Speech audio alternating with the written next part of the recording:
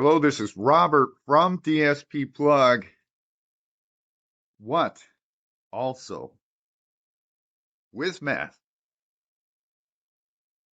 can these devices spaced every square mile do to completely replace wires?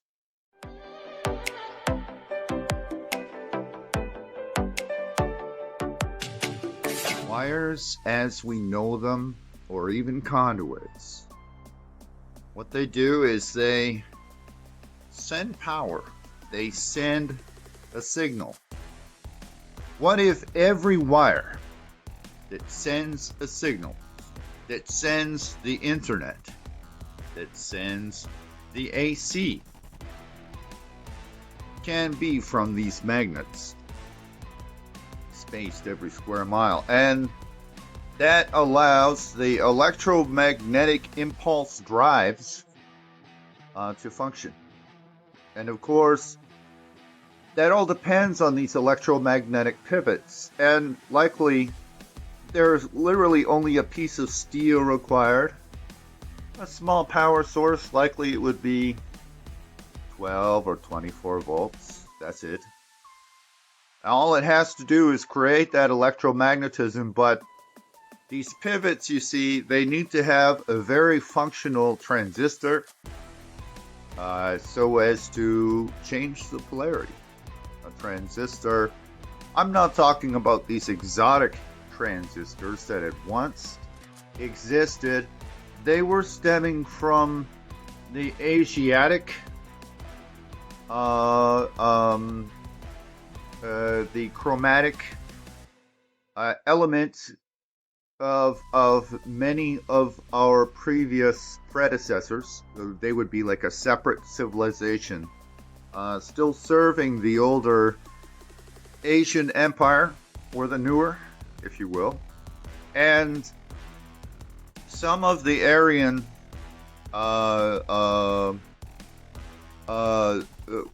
originals, or even divergence replacements, if you will,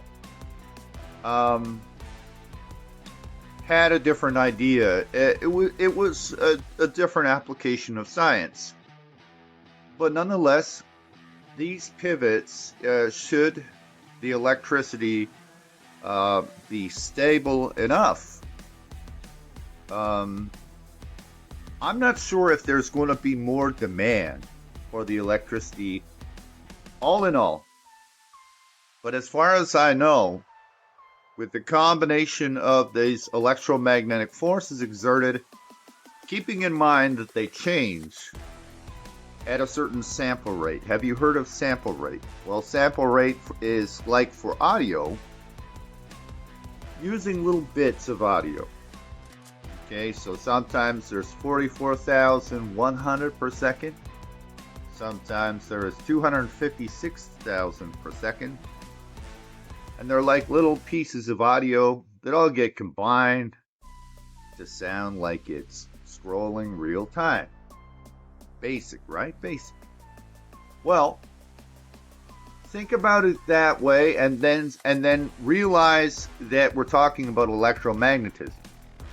So the pivots, based upon a certain time, are changing their polarity. So polarity is an electromagnet changing its polarity. So because it is impulse, it is something that can be secured by the government. Because this amount of electromagnetism can be used to practically do anything. Even, let's say, an 800-foot high robot, okay, that walks over a city and crushes buildings, could potentially fuel such a monstrous machine. And there's no doubt that electromagnetism is the most powerful thing that the world has ever seen. It is a building block which industry has relied upon, and we've stared at for tens of thousands of years.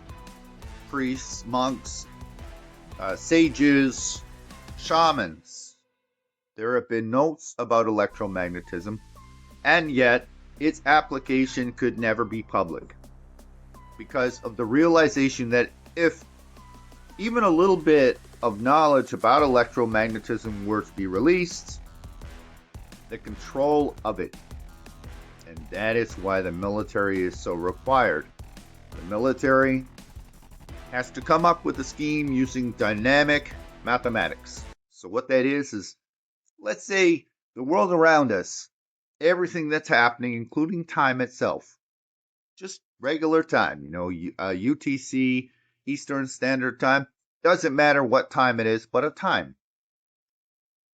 All of these calculations are kind of in a database, and then there's a random event based upon the time somehow, and then it takes the data, compares the data to what's on this electromagnetic pivot thing in concrete, in the ground, and compares. It compares that sample rate. Do they match? Is the code right? Both of them are exuding the opposing polarity. And if they are exuding the opposing polarity, there's a push. It really is that simple. So what speed will the military be able to get it to? I don't know. Maybe 18,000 per second, I think would be plausible, or 15,000. It all depends on the speed of the transistors and the speed that is capable within a chip to make that happen. It comes down to limitations of existing technology. So with that said, now we think of what are the other gains? Well, a pattern buffer. You could call it a pattern buffer, and I say pattern buffer because it is a simplistic term that's been used in Star Wars, Star Trek, various science fiction shows, so that you understand what I'm saying. It's taking a pattern and it's buffering it. You see? So, in the way of this conducive electromagnetism, there can be collectors collecting that electromagnetism. Now here is the exciting part. Within those pulses can actually be information as well. And that information can be the internet. The information itself can be all of our cell phones. The information itself inside can be everything. And all it has to do is be decoded, meaning that our government will also not need towers. I'm Robert Ellis. I run DSPplug. And I'm a techno-sorcerer. Techno-sorcerer who works with some of the most baffling technologies, especially for audio. And you think to yourself, how does he know this? It's just because as I've been programming, I see what's possible. There are dreams many scientists have had. They're like sci-fi. And with digital signal processing and computer programming, it's possible. It's possible to see that these things could be done. Now, with all of these polarities, as I suggested, you can create power as well. No kidding. Even the power itself could be what transmits the signal, which is beyond. How is that possible? So now we have no towers, no wires, okay? No conduits, right? We've got no engines in cars. What else can that do?